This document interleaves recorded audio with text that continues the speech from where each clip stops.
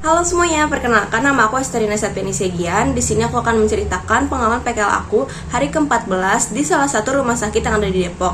Nah, aku hari Rabu 18 Juni 2025, aku masuk siang, diawali dengan tindakan pertama di jam 2 yaitu operan dan keliling mengecek pasien. Selanjutnya aku melakukan TTV, tanda-tanda vital, dan seperti biasa pastinya setelah melakukan TTV, aku tulis datanya, aku salin ke buku perawatan kakaknya.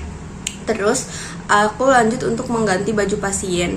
Nah itu jadi aku mau cerita nih, pasiennya dia tuh aku kan disuruh kakak perawatnya buat ganti bajunya, dan itu baju pasiennya tuh udah kayak inisiatif mau keluar. Terus untungnya aku baru datang dong, ibu mau ganti baju katanya. Iya neng gitu. Terus aku bilang aku bantu ya bu, kata dia. Emang nggak bisa ya neng kalau ke toilet ini gitu kan. Aku kayak udah ngeliat kalau misalnya tuh darahnya udah naik di selang infusnya gitu. Aku bilang nggak apa-apa ibu, di tempat tidur aja aku bantu untuk ganti bajunya gitu. Dan itu tuh darahnya udah naik, sebelum aku melakukan tindakan tuh darahnya udah naik. Terus akhirnya aku ganti kan. Terus karena ada darah yang naik ke selang itu, jadinya cairan infusnya mampet, gak bisa jalan. Terus aku kayak bilang sama ibunya, kalau misalnya ada apa-apa ibu bisa minta tolong aja ke nurse station atau enggak pencet tombol merah. Soalnya ya kan guys, jadi dia inisiatif ke toilet tapi selangnya jadi kesumbat gara-gara darah dia sendiri. Terus akhirnya aku nyoba buat ngelancarin cairan infusnya, ternyata aku nggak bisa kan. Yaudah aku minta tolong dong sama kakaknya, kalau nggak bisa ke kakak perawat yang ada di nurse station. Terus kakak perawatnya bantuin aku buat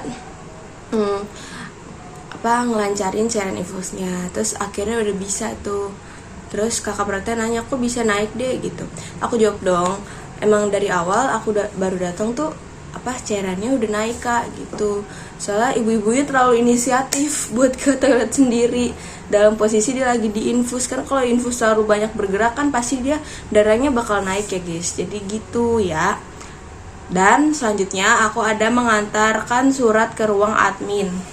Itu kayaknya surat kayak semacam surat rawat inap gitu. Terus aku disuruh nganterin ke ruang administrasi.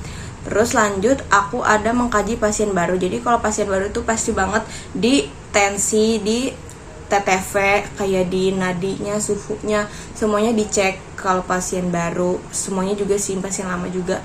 Terus nanti aku kaji kayak misalnya namanya siapa, umurnya siapa, riwayat penyakitnya apa, keluhannya apa.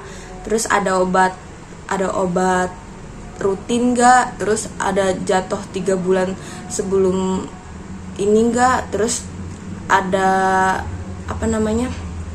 ada alergi makanan atau obat gak, pokoknya ditanyain semua. Itu aku kaji pasien baru. Lanjut untuk observasi pemasangan inhalasi pernafasan.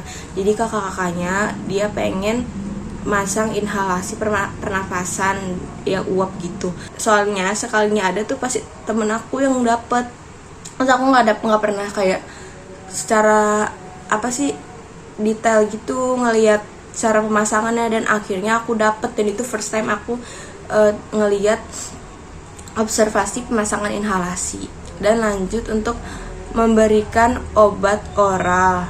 Terus kayak kakaknya ngasih obat oral itu observasi. Terus lanjut untuk melakukan pembersihan per bed. Terus aku ada melakukan pengkajian lagi terhadap pasien baru. Jadi ruangan aku ini udah mulai sepi guys. Dan juga tindakan aku juga dikit, nggak terlalu banyak tindakan yang kayak misalnya lepas infus gitu-gitu. Pokoknya ya udah dikit lah pasien aku. Dan juga karena sedikit, jadi aku banyak mengkaji pasien baru yang baru datang.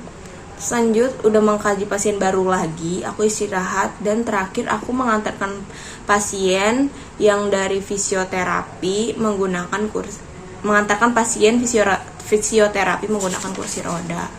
Dan segitu aja video dari aku, kurang lebihnya mohon maaf. Assalamualaikum warahmatullahi wabarakatuh. Bye bye.